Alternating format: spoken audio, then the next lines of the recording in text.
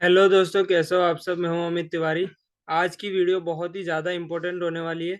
इसमें अपन एम्बिग्यूटी इन C plus plus पढ़ेंगे कि जो अपन क्लास इनहेरिट करते हैं, मल्टीपल इनहेरिटेंस, उसमें क्या इशू आता है, वो अपन कैसे सॉल्व कर सकते हैं, वर्चुअल बेस क्लासेस क्या होती है, ये सब पढ़ेंगे। तो काफ़ी इंपॉर्टेंट होने वाली वीडियो, तो ध्यान से देखना।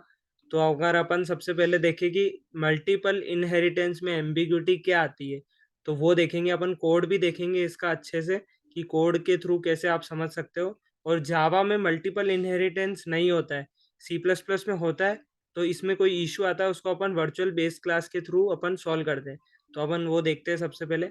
तो मान लो कि अपनी एक सबसे सुपर बेस क्लास है, क्लास ए। और आपकी जो बी क्लास है उसने इनहेरिट कर रखा है क्लास ए से, और क्लास सी ने भी आपका इनहेरिट कर रखा है क्लास ए से। और आपका जो क्लास डी है उसने मल्टीपल इनहेरिटेंस कर रखा है आपका क्लास बी और सी से। तो दोनों की प्रॉपर्टीज इसमें आ रही है। अब मान लो कि आपका क्लास ए में कोई वेरिएबल है, डेटा मेंबर है ए टाइप का एक वेरिएबल है, ठीक है, या फिर एक्स मान लो। अब एक्स जो है क्लास बी में भी आ गया, क्योंकि इनहेरिट कर रखा है, और क्लास सी में भी आ गया एक्स, ठीक है। अब क्या हुआ कि जब आपका क्लास डी ने इनहेरिट किया बी और सी से, तो जो एक्स, एक एक्स तो इधर से आया और एक एक्स आया सी से। तो अब अगर अपन डी का ऑब्जेक्ट बनाए और अपन एक्स को प्रिंट करें, तो उसको समझ नहीं आएगा कि वो क्लास बी से आया हुआ एक्स है या क्लास सी से आया हुआ एक्स है, ठीक है। तो यहाँ पे क्या होता है कि एम्बिग्यूटी आ जाती है। तो उसको अपन कोड के थ्रू देखते हैं एक बार, तो उससे आपको अच्छे से समझ आएगा। जैसे यहाँ पे क्लास, वही जो मैंने अभी डायग्राम बताया उसको मैंने कोड के फॉर्म में लिखा हुआ है। आपकी एक क्लास ए बना रखी है यहाँ पे, ठीक है, और उसमें एक डेटा मेंबर है ए, और एक कंस्ट्रक्टर बना रखा है मैंने, ठीक है। और कंस्ट्रक्टर को यहाँ पे प्रिंट करा रखा है कि कंस्ट्रक्टर कॉल होगा तब। और यहाँ पे ए की वैल्यू जो है मैंने 10 डाल दी, ठीक है। और अब मैंने क्या किया कि बी जो है वो ए से इनहेरिट हो रहा है, वो डायग्राम आपने देखा था। और ठीक है, और यहाँ में ए की वैल्यू 20 डाल दी। और यहाँ पे फिर वही सेम सी जो है, सी भी इनहेरिट हो रहा है क्लास ए से, और यहाँ पे ए की वैल्यू मैंने 40 डाल दी। और आपका एंड में डी जो है मल्टीपल इनहेरिटेंस हो रहा है यहाँ, class B comma class C से, ठीक है। दोनों से ऐसे करते हैं अपन कॉमा लगा के मल्टीपल इनहेरिटेंस को।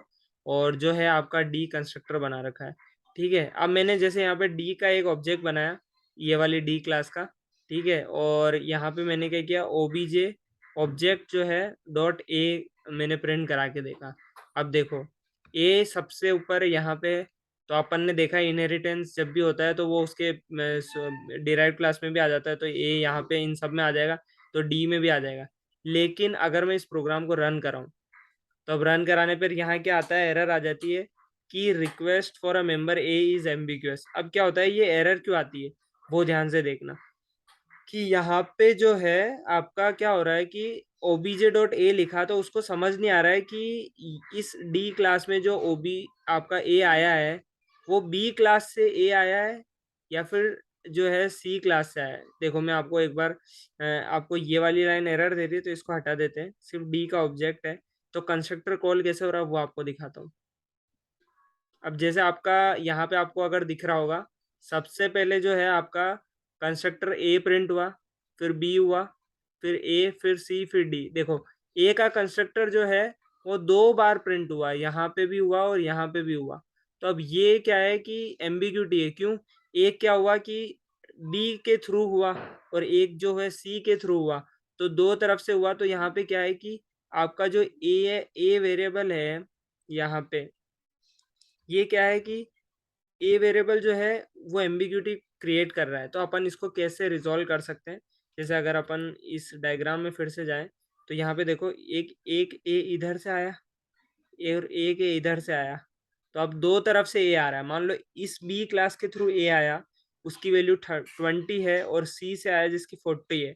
अब मान लो डी में आप कुछ प्रिंट कराना चाहो, तो फिर डी 20 प्रिंट करेगा या 40। जैसे मैंने इस केस में अभी देखो, मैंने यहाँ पे देखो, देखो बी में मैंने 20 डाल रखा है और सी में मैंने 40 डाल दिया है।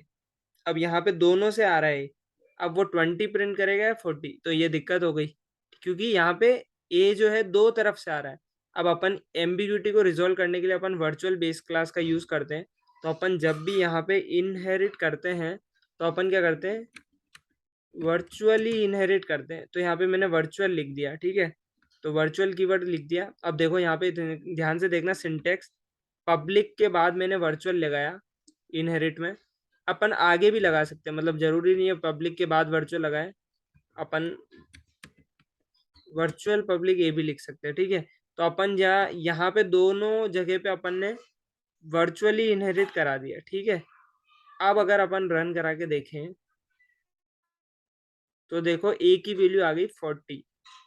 कैसे आई वो देखते हैं। अब देखो, अब आपका क्या हुआ यहाँ पे, अब अपन के पूरा जो ए की कॉपी होगी वो ए की होगी पूरे प्रोग्राम में। तो ए यहाँ पे था, अब इधर गया और इधर गया, लेकिन कॉपी ए की है।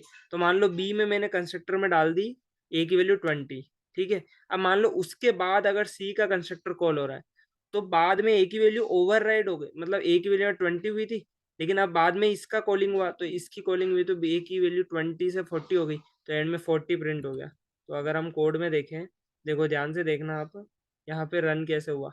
देखो सबसे पहले कंस्ट्रक्टर ए एग्जीक्यूट हुआ। एक बात आपको पता होगी कि आप पर जब भी जैसे मान लो डिराइव्ड क्लास का ऑब्जेक्ट बनाते हैं तो सबसे पहले कंस्ट्रक्टर कॉल तो डिराइव्ड का ही होगा, मतलब डी का होगा, लेकिन एग्जीक्यूट होने से पहले, डी का कंस्ट्रक्टर एग्जीक्यूट होने से पहले ही वो उसके पेरेंट का जो है कंस्ट्रक्टर उससे कॉल कर देगा। फिर अगर उससे भी ऊपर कोई वो है पेरेंट क्लास, तो वो एग्जीक्यूट होने से पहले वो उसके पेरेंट को कॉल कर देगा। तो कॉलिंग तो इसी ऑर्डर में हो रही है, सबसे पहले डिराइव्ड उसका, फिर पेरेंट उसका पेरेंट, लेकिन एग्जीक्यूशन जो होता है वो हमेशा सबसे पहले सुप से ऊपर जो पेरेंट क्लास है उसका होता है, फिर उससे नीचे वाले डिराइव्ड क्लास का, फिर उसके डिराइव्ड, ऐसे करके, ठीक है। तो अभी यहाँ पे कॉलिंग जो है देखो, यहाँ पे अपन ने बी कोमा सी लिखा हुआ है ना, लेकिन कंस्ट्रक्टर एग्जीक्यूट किसका हुआ पहले, देखो सबसे पहले ए का हुआ क्योंकि ए सबसे ऊपर थी, ठीक है। अब देखो बी आगे लिखा हुआ था अपन ने यहाँ पे बी आगे लिखा हुआ है, देखो बी आगे लिखा हुआ है, पब्लिक बी फिर पब्लिक सी है। तो बी का पहले एग्जीक्यूट होगा कंस्ट्रक्टर, ठीक है।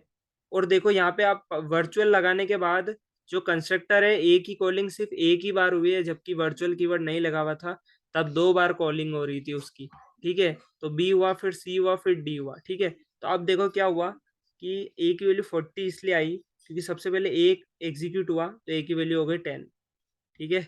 और फिर आपका क्या हुआ, ए की वैल्यू 20 हो गई क्योंकि बी एग्जीक्यूट हुआ, फिर सी एग्जीक्यूट हुआ तो ए की वैल्यू यहाँ 40 हो गई, और फिर डी एग्जीक्यूट हुआ, अपन ने डी में कुछ लिख ही नहीं रखा तो ए की वैल्यू एंड में 40 रह गई।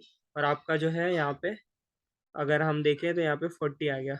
तो इस तरीके से आप क्या कर सकते हो, वर्चुअल कीवर्ड, एक तो ध्यान रखना वर्चुअल कीवर्ड आप पब्लिक के बाद भी लिख सकते हो और पब्लिक के पहले भी लिख सकते हो। और इससे क्या होता है, आपकी बी क्लास और सी क्लास ये दोनों भी जो है वर्चुअल बन जाएगी। तो इस तरीके से आप कर सकते हो। अगर मैं थ्योरी की बात करूं, तो अगर हम थ्योरी देखें तो देखो, अपन virtual base class are used in virtual inheritance in a way of preventing multiple instance of a given class appearing in inheritance hierarchy when using multiple inheritance. तो मल्टीपल इनहेरिटेंस आप जब भी यूज कर रहे हैं तो वहां पे ये एम्बिग्यूटी पक्का आएगी, तो आप उसका ध्यान रखें और आप वर्चुअल ही इनहेरिट करें।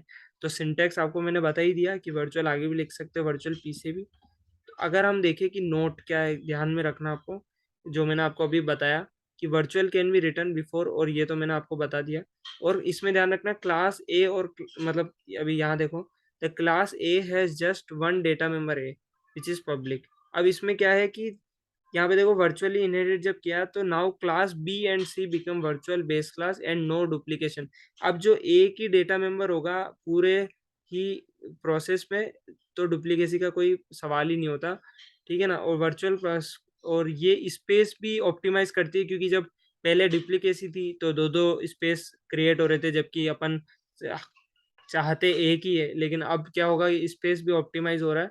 और when a base class is specified as a virtual base class it can act as indirect base और मोर देन विदाउट डुप्लीकेशन। मैंने ये आपको अच्छे से बता दिया।